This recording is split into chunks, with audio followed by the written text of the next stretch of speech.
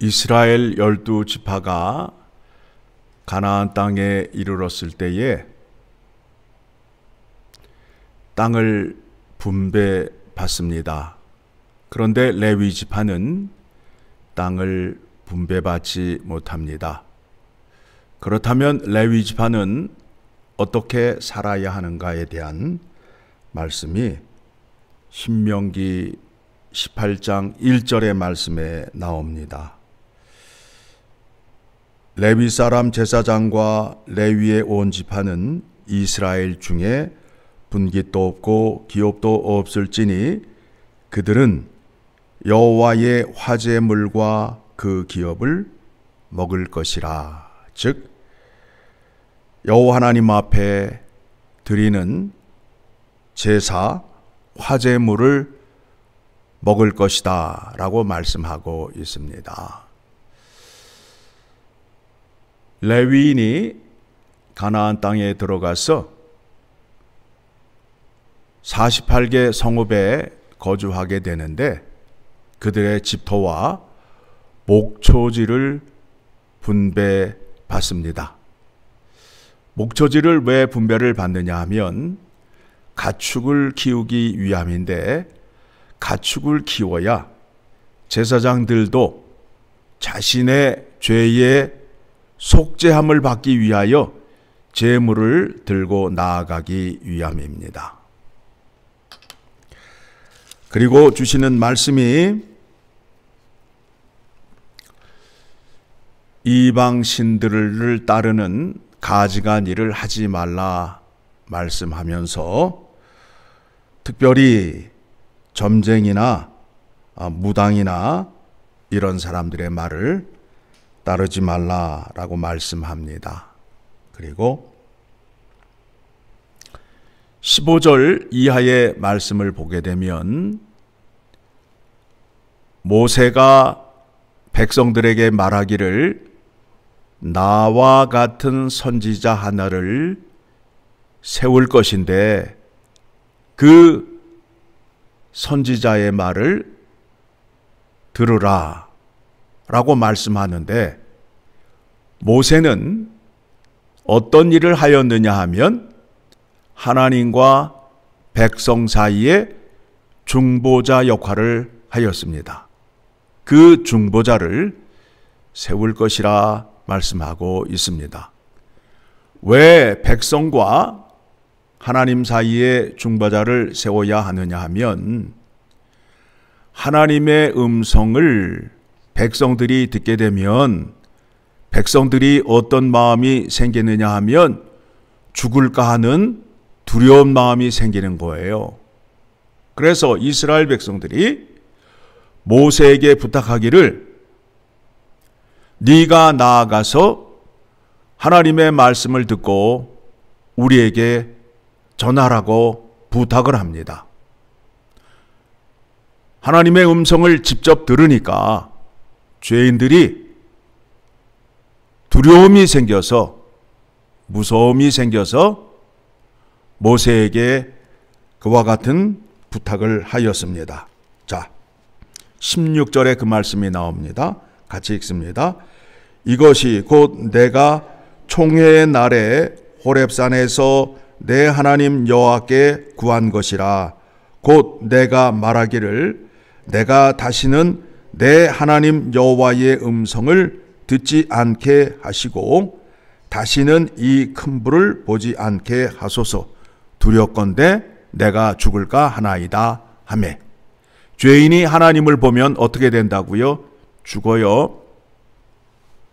죄인이 하나님의 음성을 듣게 되면 두려움을 느끼게 된다라는 거예요. 자, 17절에 뭐라고 말씀하지요?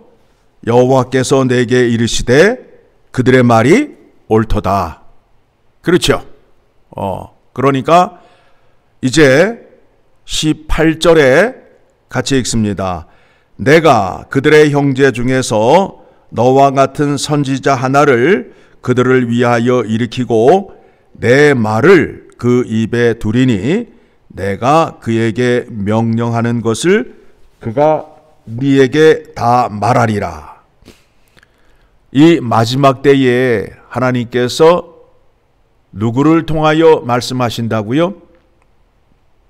예수 그리스도를 통하여 말씀하셔요. 본문에서 말씀하고자 하는 것은 하나님과 백성 사이에 있는 중보자를 말하는 거예요. 구약의 율법에서는 하나님께서 백성들에게 약속을 주실 때에 누구를 통하여? 모세를 통하여 말씀하시고, 새 언약의 말씀은 누구를 통하여? 예수 그리스도를 통하여 말씀하신다라는 겁니다. 자, 이제 문제가 무엇이냐 하면 하나님의 말씀을 전한다고 하는데 그 말이 진짜인지 가짜인지를 분별하여야 되는데 그것은 누구의 책임이에요? 여러분의 책임이에요. 우리의 책임이에요. 아무거나 듣고 따르게 되면 내 책임이라는 거예요. 그런데 그게 내 책임이라고 생각하는 사람이 별로 없어요. 속고 난 다음에 속았다고 난리를 치는 그런 형국이에요. 자, 19절입니다. 누구든지 내 이름으로 전하는 내 말을 듣지 아니하는 자는 내게 벌을 받을 것이요, 만일 어떤 선지자가 내가 전하라고 명령하지 아니한 말을 제 마음대로 내 이름으로 전하든지 다른 신들의 이름으로 말하면 그 선지자는 죽임을 당하리라 하셨느니라. 자, 10계명 가운데에 세 번째 계명이 뭐지요? 여호와의 이름을 망령되이 일컬지 말라. 즉 거짓 선지자의 죄 항목이 뭐가 되느냐 하면 여호와의 이름을 거짓으로 드러나는 자가 됨으로 인하여 그 사람은 죽을 수밖에 없다라는 거지요. 자, 21절입니다. 내가 마음속으로 이르기를 그 말이 여호와께서 이르신 말씀인지 우리가 어떻게 알리오 하리라.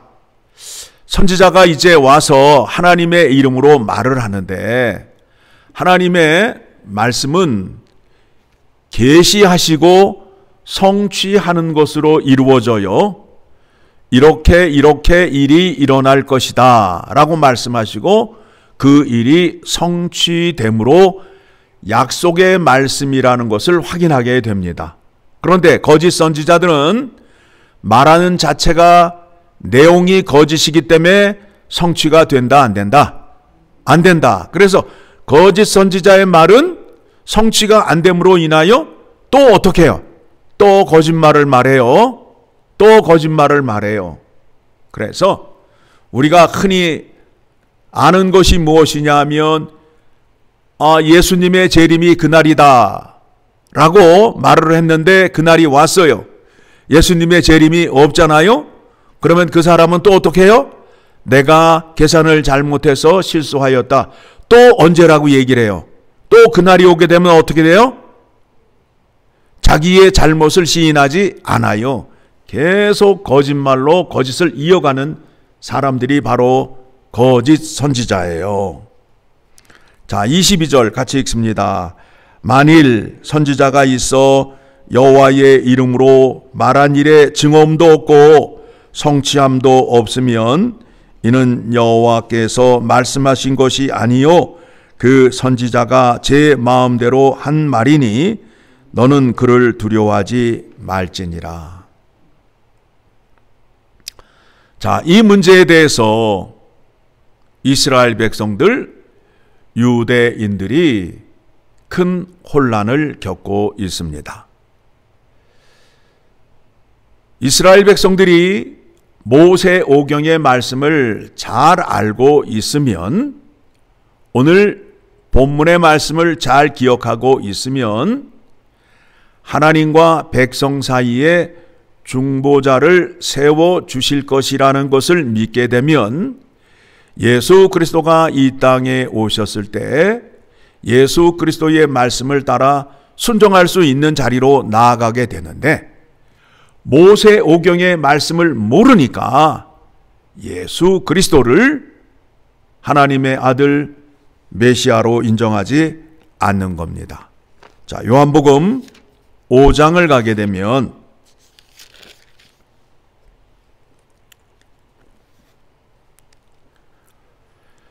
자, 하나님께서 메시아를 이 땅에 보내시는데 그보다 앞서 누구를 보냈지요? 세례 요한을 보냈어요. 그래서 세례 요한이 하는 일이 뭐예요? 내 뒤에 오시는 구원자가 있다. 그분은 우리의 죄를 구원하실 분이다 라고 외쳤어요. 그래서 그분이 이 땅에 오셨단 말이에요. 예수 그리스도가 이 땅에 와서 나는 내가 그리스도다 라고 자기 스스로 자기를 증언하는 것이 아니라 세례 요한을 통하여 증언을 받게 하고 또 성경의 말씀을 통하여 자신이 하나님의 아들이며 메시아임을 백성들에게 말하고 있습니다. 37절입니다. 같이 읽습니다. 또한 나를 보내신 아버지께서 친히 나를 위하여 증언하셨느니라. 너희는 아무 때에도 그 음성을 듣지 못하였고 그 형상을 보지 못하였으며 그 말씀이 너희 속에 거하지 아니하니 이는 그가 보내신 이를 믿지 아니함이라. 이 백성들이 모세의 율법을 자랑하고 있지만은 모세의 율법의 내용을 안다 모른다? 모른다. 오늘날로 말하면 성경책은 크고 멋있고 삼삼한 것을 들고 다니는데 성경 안에 있는 하나님의 말씀과 뜻은 안다 모른다? 모른다와 똑같아요. 성경책은 들고 다니고 차 안에 부적물로 들고 다니는 오늘날의 신자들과 같다라는 거예요. 그 사람들이 누구냐 하면 유대인들이에요. 너희가 하나님의 말씀을 믿는다고 하지만 실상을 믿지 않는 자라는 거예요. 39절 너희가 성경에서 영생을 얻은 줄 생각하고 성경을 연구하거니와 이 성경이 곧 내게 대하여 증언하는 것이니라. 지금 모세의 오경을 통해서 누가 오신다라고 증언하고 있어요? 예수 그리스도가 이 땅에 오신다라고 말씀하고 있잖아요. 그렇죠? 40절 그러나 너희가 영생을 얻기 위하여 내게 오기를 원하지 아니하는도다. 영생을 얻기 위해서는 예수 그리스도 앞으로 나와야 되는데 나오지 않고 있어요. 믿지 않고 있다고요. 나는 사람에게서 영생을 취하지 아니하노라. 다만 하나님을 사랑하는 것이 너희 속에 없음을 알았노라. 하나님을 사랑하는 것이 어떤 것이라고요? 하나님의 계명을 알고 지키는 거예요. 하나님 사랑해요. 하나님 제 마음 아시죠? 하나님 제가 하나님 어떻게 사랑하는지 아시지요? 라고 하는 거 거짓말이란 말이에요. 하나님은 그런 사랑을 받지 않아요. 하나님의 말씀을 듣고 그대로 행하는 자가 하나님을 사랑하는 자란 말입니다. 43절 나는 내 아버지의 이름으로 왔음에 너희가 영접하지 아니하나 만일 다른 사람이 자기 이름으로 오면 영접하리라. 자, 오늘날에도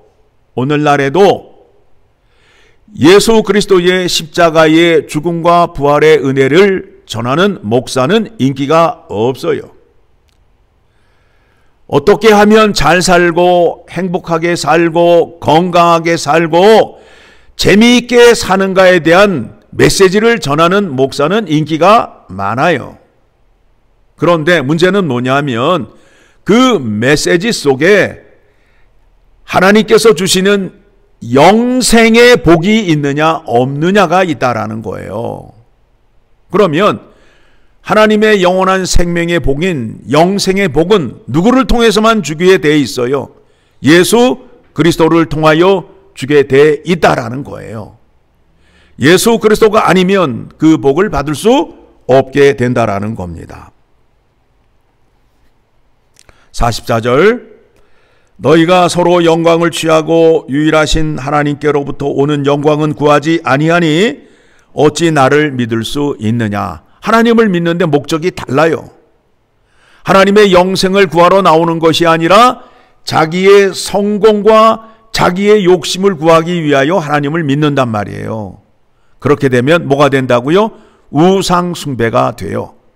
자기의 욕심을 위하여 하나님을 믿는 자를 우상 숭배자라고 성경이 말씀하고 있어요. 참 믿음을 가진 자는 하나님의 뜻을 이루는 자예요. 자, 45절 시작. 내가 너희를 아버지께 고발할까 생각하지 말라. 너희를 고발하는 이가 있으니 곧 너희가 바라는 자 모세니라. 모세가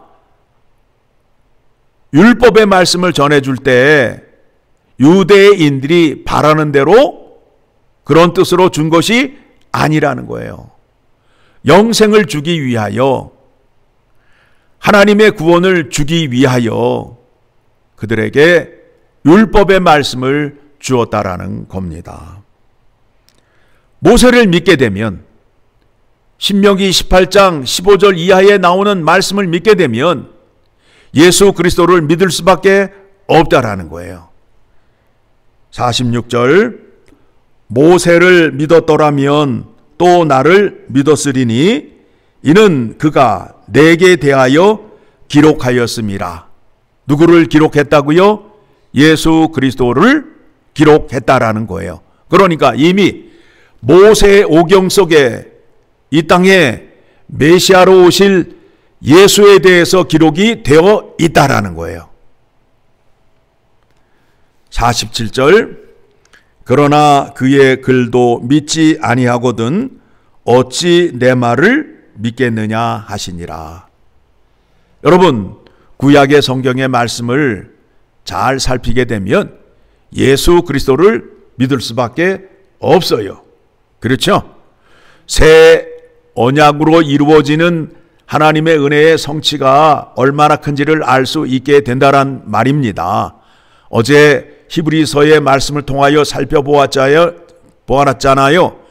첫 언약에 지키지 못한 그 백성들의 죄를 용서하여 주시고 하나님의 구원의 은혜를 주기 위하여 새 언약을 이루시고 새 언약의 중보자가 예수 그리스도가 되신다라는 것을 확인하였잖아요. 새 언약을 통하여 예수 그리스도를 통하여 하나님의 생명을 얻는 자리로 나아가게 된다라는 겁니다. 이 문제가 유대인들의 문제일 뿐만 아니라 오늘날 교회 안에 있는 사람들 가운데에도 이와 같은 믿음을 가진 자들이 많이 있어요. 많이 있어요. 우리가 하나님의 말씀을 펴놓고 두 눈으로 똑바로 바라보면서 말씀을 들으면서 우리의 믿음이 바른 믿음을 가져야 거짓 선지자나 거짓 교사의 잘못된 가르침에 넘어가지 않는다라는 겁니다. 부디 여러분,